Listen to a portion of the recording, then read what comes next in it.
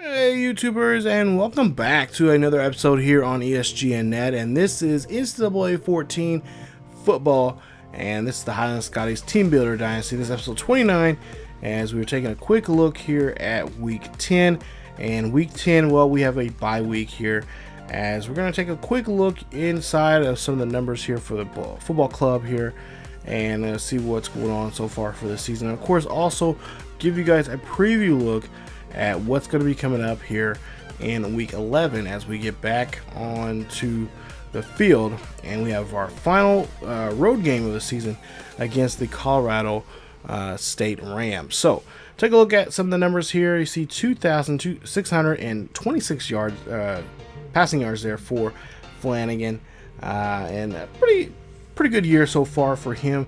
Of course, the sacks are an issue. We have 17 there, touchdowns 32, and he has 13 interceptions there for the season. Of course, that's always something we can improve on here. We're ranked, I believe, number 8 in the nation, and could be moving up after this week is with probably, I would say, worst case scenario, one position up, so we'll be at number 7, unless something really drastically changed for us. I don't see us moving up too far here, unless maybe somebody like Alabama or some other team up there that gets knocked down there takes a bit of a tumble, but I don't see that happening here. There you see Collin. Of course, he's got up for the Heisman. He has 1,150 yards, and he's been having a pretty good year here. He's been there was about, I think, one game he didn't have over 100 yards, but for the most part here, he has 13 touchdowns for the season. He is, I think, in second place right now in touchdowns as in overall NCAA for the season there. So he's having a pretty good year. Of course, Flanagan trying to get his rushing yards up there too. He has 3 rushing touchdowns, getting close to 250 yards there on the ground.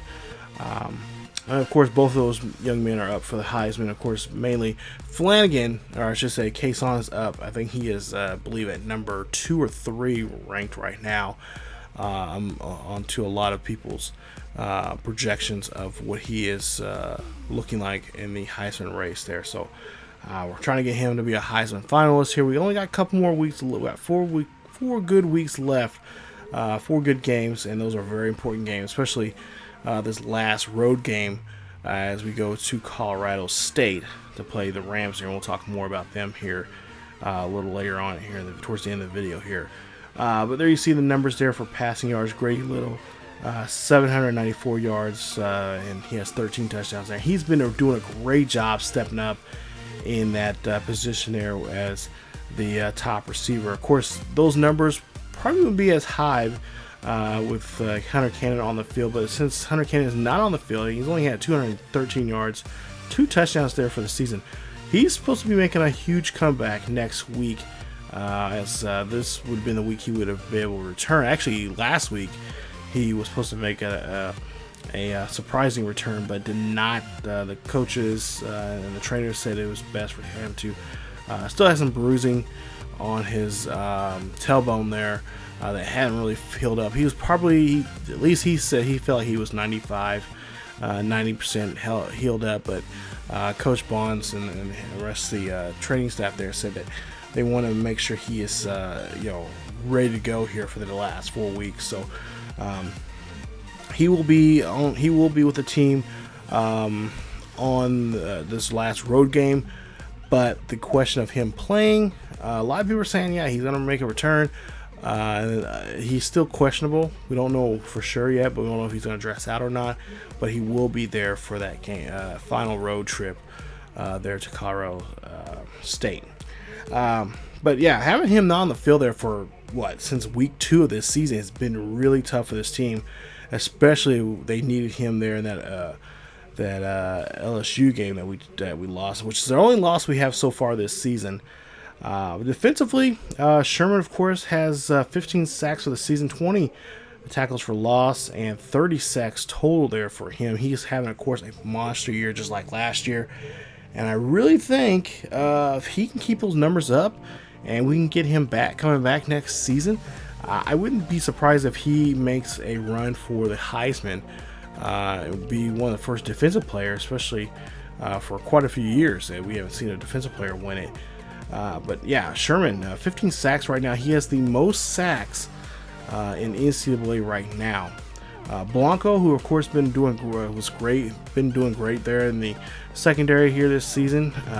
His numbers kind of taped off here from last year, but he is definitely our key guy there in the interception department. He has 4. He has 7 deflections there, so he's been around the ball quite a bit there, and he is definitely one of those guys that just he's very loud, very vocal there in the corner with the core corners group that we have on the team there. So he's definitely going to be needed here in these last 4 weeks of the season.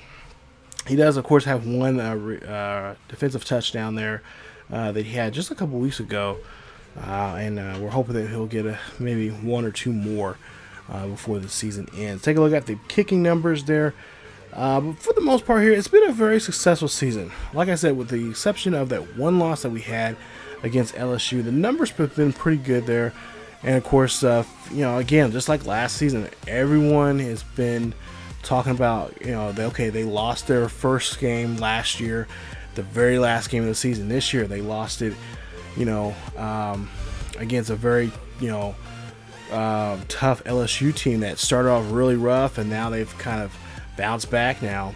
And since they had that one loss this late in the season, can Highland get back to the top spot here? And the question is, there's a good chance we could get back there. We could definitely get back into the top spot there, and it'd be nice. It'd be nice to be able to, go after Alabama again and make a run for that for the national championship here again. But it all depends on how we play out, how we can finish out. Of course, we don't have a championship game to play for, and that's been kind of one of the things. As a matter of fact, I talked to Coach Teddy Bonds about that, and I asked him about that, and he says, the goal was to play as an independent team for at least 4 seasons, maybe 5.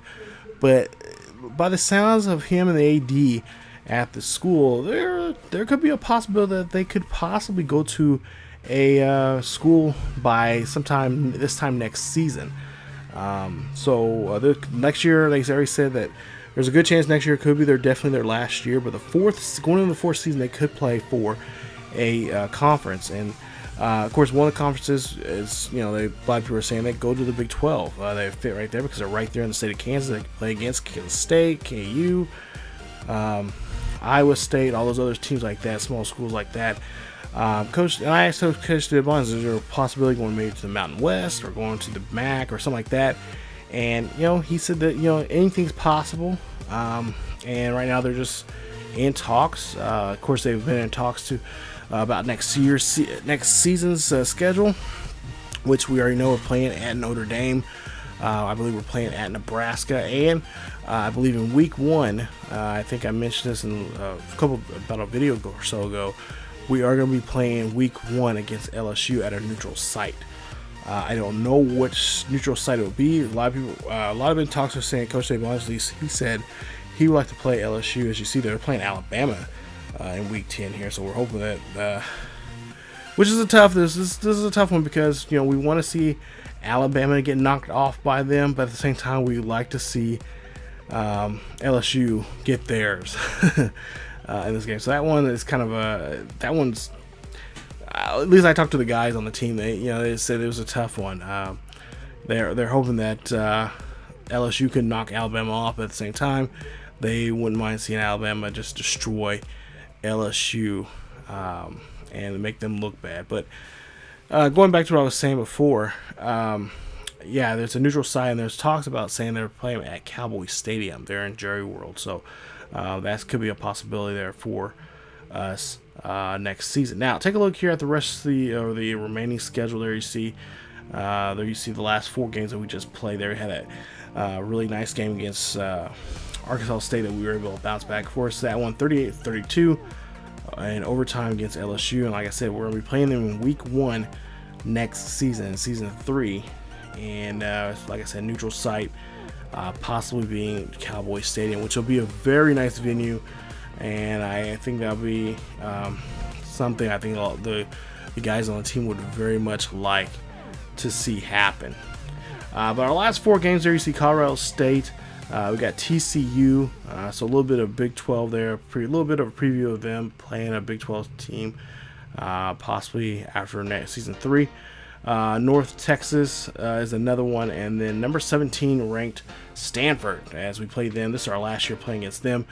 We played them last year at home and at Stanford. Now we're playing them here, and they're ranked number 17 in the nation. Of course, that's a game that we're gonna have to watch out because right now Stanford is 7-1 in the standings and ranked 17th in the nation. Take a look here, a quick look at what's the Heisman watch right now going on here. And Sam Darnell, as you see there, he is your top guy there. He has not moved off that top spot there. Kason, as you see there, like I mentioned earlier, he is ranked number 2 to a lot of people, a lot of the voters out there. A lot of Heisman, at least talking to some of the past Heisman Trophy winners who get a vote on this. And you see Lamar Jackson and also Jalen Hurts from Alabama there jumping up there. And Gaskin there dropped down for number 2 last week to number 3. So take a look here at some recruiting here. And yeah, we're getting close to the end of the year here. We got a couple of recruitments here today. We got, it looks like 5 guys that have officially signed with us. Ryan, Rust, kicker, Terrence Stanford. There you see 78 overall. He is committed to us. Matt Davison, the halfback there that we were looking at, he is committed to us. And then we got a corner and a defensive end there that have committed to us. So that's gonna be really nice to see there. 5 players that we recruited, and 4 of those 5 are up above 70 overall. So that means we're starting to get some traction, getting some ground there when it comes to recruiting. Of course, the defensive end there, Olsen, 68 overall. And of course, he is going to be a working project. Depending on what he comes in there and looks like during the course of the summer, spring ball, and all that kind of stuff. We'll see how he fares. Take a look at the week 10 finals here. As you see there, Duke wins against Georgia Tech. Air Force beats Army West Point there, 24-17. Army Air Force game there. Let's see, any other upsets there? I don't see any. Got a couple good rivalry games there. You got Ball State against Northern Illinois there at 35-24. Big 12 game. There you see Notre Dame and Navy, 45-24 in that nice rivalry game there. Notre Dame winners there in that one.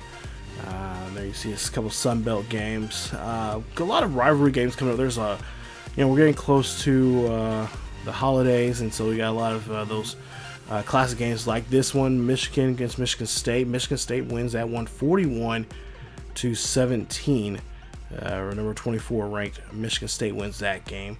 And then of course you got your other rivalry games there, some Border Wars and a couple of classic, just old school rivalries between 2 feuding schools from the past going at it here in week 10. So but for the most part here, I don't remember any. You see Texas, they win their game 24-10 against number 20 Kansas. So number 20 Kansas kind of probably maybe fall down some there. I think at the beginning of the season they were ranked up there right with us. They're ranked in the top 20 or the top 10 there, and now they've kind of fell far from that. And there you see the game that we won. It was tough to call there. Alabama wins that one 49-13 against LSU. So LSU gets their butt handed to them against the number 1 team in the nation. Could not do what they did to us just 2 weeks ago. And take a look here at the rest of your NCAA scores here. OSU facing Kansas there, 38-14, and then Idaho beats Fresno State at Classic, 30-28. So as you take a look here at the top 25, Alabama, of course, your number 1 team. They're playing Mississippi State this week. Penn State, they're still ranked at they're ranked at number 2 now, and they'll be playing Michigan there at the Big House. Then we'll take a look here. Arizona taking on Utah. They're ECS, Colorado State, and we're ranked number 7. Just jump up, like I said, at 1 spot from number 8 to number 7. USC has dropped from 8 to down, or from actually jumped up from 11 to 8. And there you see the rest of your top 10 here in the top 25. And you see Auburn. Oh wow, Auburn last week at number 4. Now they're at number 16. So that was a tough game. They lost against Arkansas State. Ooh, by 1 point there. Tough game there for them. Got anybody else? No. Okay, so and then you see all the other teams that have dropped out or got additional votes there for them to be on the top 20 coaches poll there, the top 25 poll. So tough week for a lot of teams there. There you see the players of the week there, and Sam Darnell, 16 of 19, 307 yards, 6 carries for 5 total touchdowns there. Yeah, that is the reason why he is number 1 in the Heisman, as he came up short there last season. He came as a runner-up in that one against Baker Mayfield.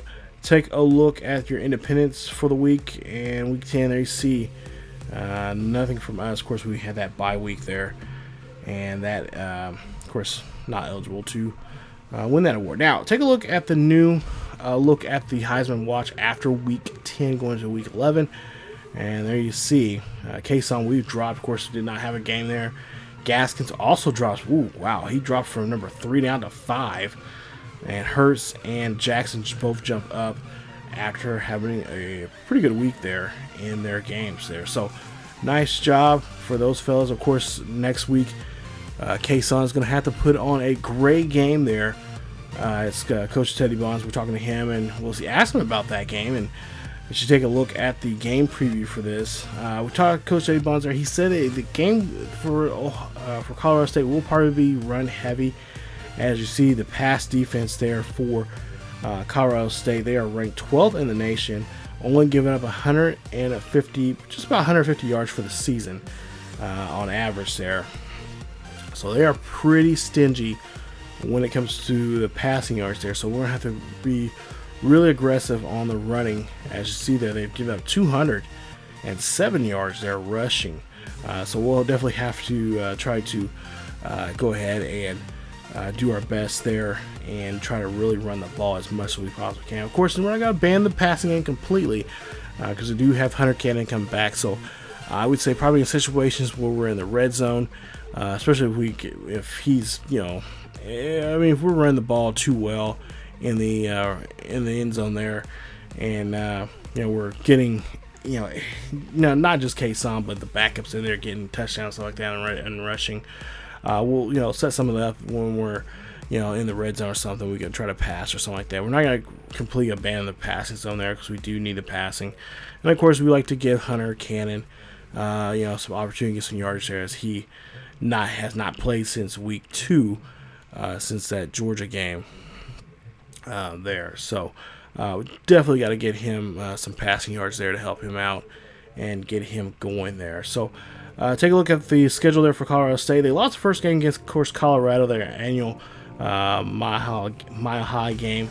And then Tulsa, they won 31-17. They lost 2 straight to Clemson, who now is ranked number 4 in the nation, 49-14. Then the University of Nevada, Las Vegas, they're 35-21.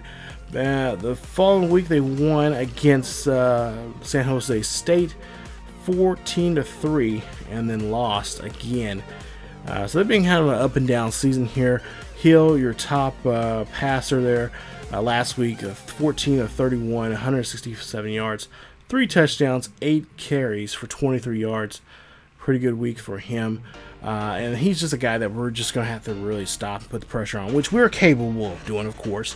Of course, we have to have Sherman, 6 Sherman on him, and a couple other guys there on the defensive line when we can, and of course force him to pass the ball. He doesn't want to. Currently 4-4 right now in the overall ranking and the overalls, but right now 3-2 in their conference. There you see the Mountain West Conference Mountain Division. There you see a 4th place right now, and still got a shot at the title. As they're 3-2 for the season, so they just need Boise State and Wyoming to lose a game, and they can win one. They can be in the hunt there for it. So, Collin Hill, there you see 81 overall, passing or throw power and his accuracy are pretty good there. Top, just pretty reasonable there. But like I said, we just got to put some pressure on him and get him to throw the ball sooner than he really wants to. Not let him sit there in the pocket for too long there, because if we do, of course, that means he is going to have a field day on us, and that is not what we want to have there. So really got to put some pressure on the quarterback and get him to be uncomfortable of what he is capable of doing there in the pocket. So yeah, there you see his all the rest of his attributes there, which are pretty reasonable, and he seems like just a pretty good quarterback for them. Pretty successful in his I think he's a junior. I think Izzy Matthews, a senior there. This is his last season here. Great numbers there, great speed, great agility, and great acceleration. Definitely a guy that we will our defensive line is going to be really have to really keep an eye on him and make sure he does not get too far from us or cause too much havoc for us. He is definitely a young player that, with the right hole that he can go through, he can do some damage and really cause some issues for our defensive line there when it comes to the running game. So that is something we're going to have to be looking into here as we go into this game here. We're going to looking at some game film here and talking to Coach Teddy Bonds there. He said that the young man who had 120 carries for the season right now, 656 yards, 8 touchdowns, 11 broken tackles. But he's also known for his passing game. He also has 50 receptions, 156 yards, and 2 receiving touchdowns. Then Johnson, you see 23 receptions, 293 yards, and 3 touchdowns there for him. He is definitely going to be a deep threat there for us, as pretty good jump and stamina, and of course the speed. Definitely a guy that we're going to have to try to get a hold of and not misplace at all. We got to watch those, make sure we don't have any mismatches there in the secondary position, which has been an issue for us in a couple of games. But this one, this could be definitely be something that could really hurt us. Josh Watson, the middle linebacker there for them, 20 tackles. The senior redshirt here is last year. He 5 tackles for loss, 2 sacks, an interception, and a forced fumble. So he is pretty aware of where he's at on the field. We'll take a look at his zone and man coverage here in just a bit. He is a guy that he can swarm the ball. So the ball's near him. He's got to go after and do what he has to do there. Now, of course, if you take a look there, he is not, he's average there, but don't let that confuse you. He is definitely, a player that could do some damage to us if he's just sitting back there and watching the quarterback's eyes and seeing what we're doing. Of course, we like to throw up the middle there. We got to get Hunter Cannon moving there some and not have, we're kind of custom at throwing stuff up the middle there for Hunter Cannon. We may not be able to do that if Cannon is in the game. Trey Thomas there, 85 overall, 85 speed, 86 agility, or 80 agility, 86 acceleration, I should say, 88 awareness there. Another player that's just very aware of where he's at. Trey has 28 tackles, 9 tackles for loss, 2.5 sacks, 3 interceptions, a forced fumble, and a forced recovery. For a fumble recovery, I should say, not a forced fumble and a fumble recovery. Yeah, try to say that 10 times fast. He is a guy that I think, again, just like Watson, who can give us some issues there up in the middle there, and I think, again, we just have to watch what we have to do. I'm thinking more maybe some play action there, just get them moving around here and kind of wear them down. And like I said, also too, the running game is going to become really important for us because, they're 12th in the nation with not giving up so many passing yards there. So we'll just have to watch it there, not get too gunslinger happy with Flanagan. Jamal Hicks, there you see there, ranked number 7 there for the Rams. Junior, 6'1", 186 pounds. And there you see his abilities there, what he can do there in this safety position. Not a big year for him. Only 11 tackles, 2 interceptions, and a block kick that he had. And pretty quiet year there in the secondary there, but still one of those players there, one of the top players there that could cause some issues for us if we try to go deep there with them being ranked that high in pass defense. They're in the NCAA. They are, they're in the top 20 there, so they're one of those teams that could really slow us down. As our offense likes to, it's an octane offense. We can move down the field quickly. They again one of those teams. I won't say like LSU, but could be an LSU-like kind of game. The defense is going to be pretty tight, and not much when it comes to passing. A lot of batted balls, and not letting defenders putting their hands up and getting knocking balls down and stuff like that. So we'll see how we do against the Rams. Like I said, a very important game. This is our last road game. The next 3 games after this are all at home, so we got to put on a good impression here, and especially for Kason if he's going to go for the Heisman. Definitely have a Heisman-like game. So that is it for this episode of Week 10. Just now we're in Week 11 now. Here we're gonna get ready for this game here. We're gonna get on the bus, go to Colorado Springs, and hopefully bring home a W against these Rams. So that is it for this episode of the Highland Scotties Team Builder Dynasty here on NCAA Football 14. And hopefully you guys enjoyed today's episode. If you guys did, leave a like. Also, don't forget to subscribe to the channel if you're new to the channel. Hit that bell notification if you're new, so you guys can be notified when videos of this series or any other series here on the channel is uploaded to the channel. Follow us on Facebook, Twitter, and Discord. Links are down below in the description. Check those out and be a part of the nation. That is it for this episode of the Highland Scotties. As always, keep yourselves and each other healthy, and I will see you guys next time.